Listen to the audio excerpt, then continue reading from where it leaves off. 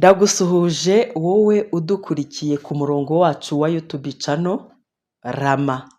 Gira impagarike n'ubugingo, gira ubuzima buzira umuze, Rama ureme ibyiza, niyo ntego yacu kuri buri wese udukurikiye buri munsi.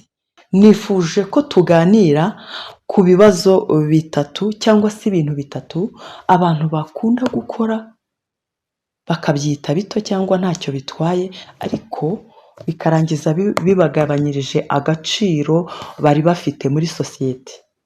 Ugasanga uko wubahaga umuntu muri sosiyete bihise bigabanuka kubera ibi bintu bitatu ngiye kukubwira. Ni ibisanzwe abantu twita ku makosa manini, murabyumva namwe, niyo azengereje sosiyete, ariko hari utundi dukosa duto wowe nanjye iyo tutaduhaye agaciro ngo tutwiteho tudukosore birangira rwose nk'uko nabivuze bwa busirimu bwacu buhindutse zeru. Dore icya mbere ni ukujya mu bwiherero ntubusige uko wabusanze. Aho ngaha ndashaka kuvuga gusigamo isuku. Murabizi turi mu isi y'iterambere, dusigaye abenshi tujya muri tuwarete cyangwa se mu misarane ya kizungu, ya misarane tumara gukoresha tugakanda amazi cyangwa se gufurashinga nyine amazi kugira ngo umwanda ugende. Ziriya tuwarete duhuriramo n'abantu benshi, kabone n'ubwo yaba ari iyawe wenyine, ariko tuwarete rusange biba byiza iyo uyigiyemo ukamenya ko ugomba kuyisigamo isuku. Birajenana cyane iyo uyigiyemo umuntu ayivuyemo ugasanga rwose uko wabitekerezaga siko bimeze, uhita ubona rwose uko wamwubahaga bigabanutse. Si ngombwa ko iteka ryose haba handitse ngo siga ubwiherero nk'uko wabusanze. Ibyo ubundi bakagombye kuba babibwira abana. Umuntu mukuru ntabwo bisaba ko babimwandikira, ahubwo wakabaye uzi ko ibyo bintu ari ingenzi, nta muntu ukwiye kuba bigusaba. Muri izo tuwarete kandi murabizi ko izo za kizungu hari ibintu tutakwiye gushyiramo. Urugero kotegisi, pampa z'abana, kuzishyiramo bishobora gutuma, nta nubwo bishobora, akenshi aba ari ukuzangiza, bisaba ko hari ibindi bintu baza gukora kugira ngo bazizibure. Ntabwo rero nk'umuntu w'umusirimu, umuntu wiyubashye, wakabaye ukora ibyo.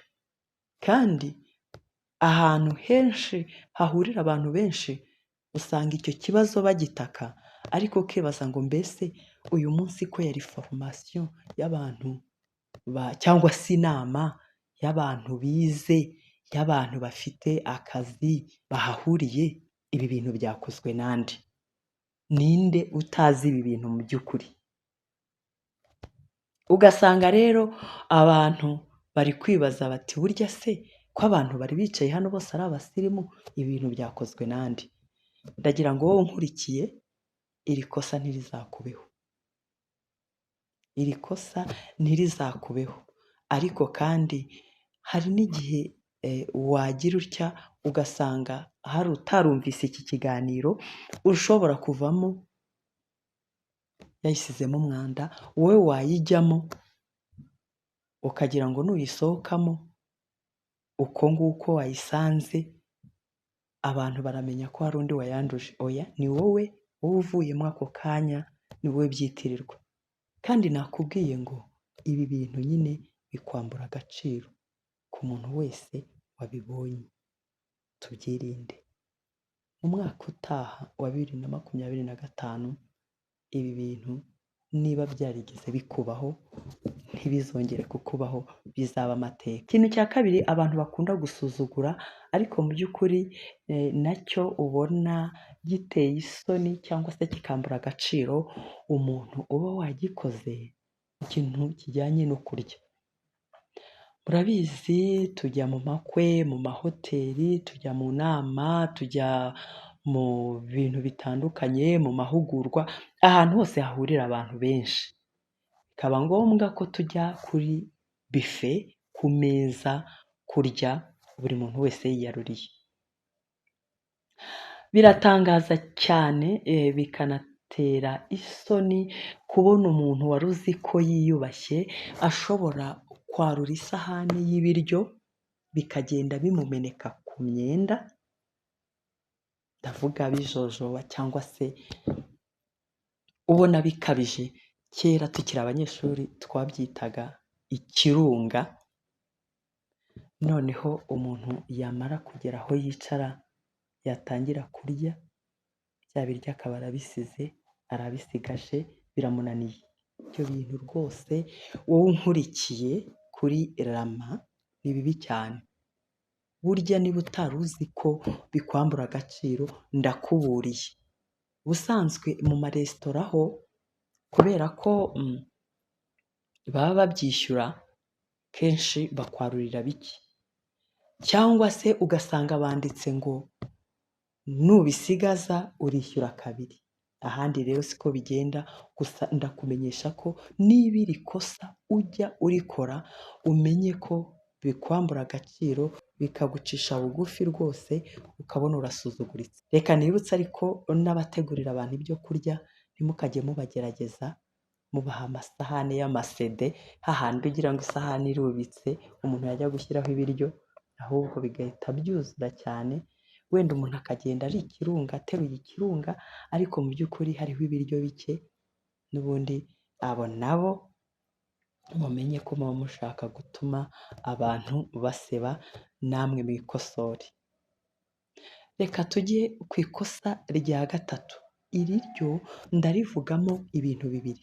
Ni ikosa ryo kugira tapi mu nzu, muri salo, wakwinjira muri iyo salo ugasanga ya tapi iranduye cyane ku buryo iyo ukuyemo inkweto birutwa no kuba wakandagiraga hasi, kubera umwanda mwinshi urimo, hamenetseho ibikoma, hamenetseho ibyayi, hamenetseho amazi, inzoga, inshishi zenda zigendaho.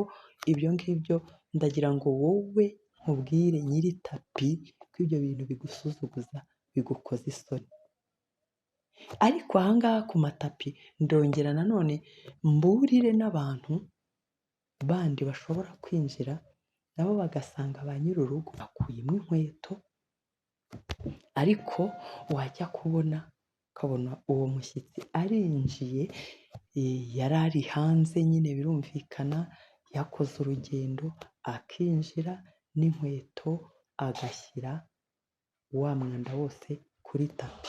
Ntihagire umuntu uzakubeshya ngo akubwire ngo wikuramo inkweto kandi ubona nyir'urugo yakuyemo inkweto. Ubundi baravuga ngo ugiye iburyasazi azirya mbisi.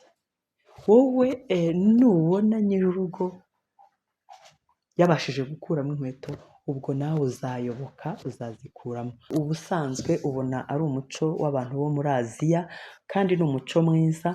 Hano iwacu ubona bikunda gukorwa n'abantu b'abasilamu, ariko ni ibintu byiza cyane iyo bifite isuku.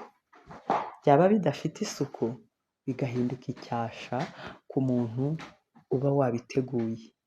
Ubwo rero aho ngaho namwe twese turasabwa kuba maso kugira ngo ibyo bintu twe kujya tubigwamo, kuko iyo umuntu yari yifitiye koza tapi birarushya, kuyimesa birarushya. Iyo ugiye ukayikandagiraho n'umwanda uvanye hanze, burya nyir'urugo nubwo atakubwira nabi, nubwo atagusubizayo, nubwo atagutegeka kuzikuramo ku ngufu, ariko ashobora kukwinubira cyangwa se bikamutera umujinya. Soza nyemerera ntange inama ku bantu babiri. Uwa mbere ni wowe ufite ibyo bintu cyangwa se abantu baje bagana ujye umenya ko abantu bazi iwawe bose ntabwo ibijyanye n'ubusirimu utunze bashobora kubimenya, ushobora kubasobanurira nta kibazo kirimo, nta n'uwakugaya, ukarangira umuntu, ugasobanurira umuntu uko akwiye kubigenza, hari igihe rwose nta n'ibyo aba azi we akaba yapfuye kubikora gusa gutyo bikakurakaza kandi we nta mutima mubi yari afite, nta no gusuzugura yari afite, ahubwo ari uko nta makuru afite, ari uko ari ibintu atamenyereye. Murabizi ko icyo gisirimu abantu bose baba batarakivukiyemo. Reka ntange inama kandi n'abajya muri abo basirimu cyangwa se abajya ahantu hiyubashye bakahasanga ibintu batari basanzwe bamenyereye iwabo, nabo bakwiye kujya batera intambwe bagatinyuka bakabaza, icyo utazi urakibaza kandi nta muntu ushobora kukigusekera, nta n'uwakikugayira kuko ntawe uzi byose, nta n'ubwo ibyo bintu abantu bose baba barabivukiyemo. Abantu baba barakuze bakagenda batera imbere, iterambere bamwe rikabageraho vuba abandi ritinze, nta gitangaza kirimo kubaza aho kugira ngo ukore ibintu bidasobanutse, nugenda usiga inkuru, usiga umugani.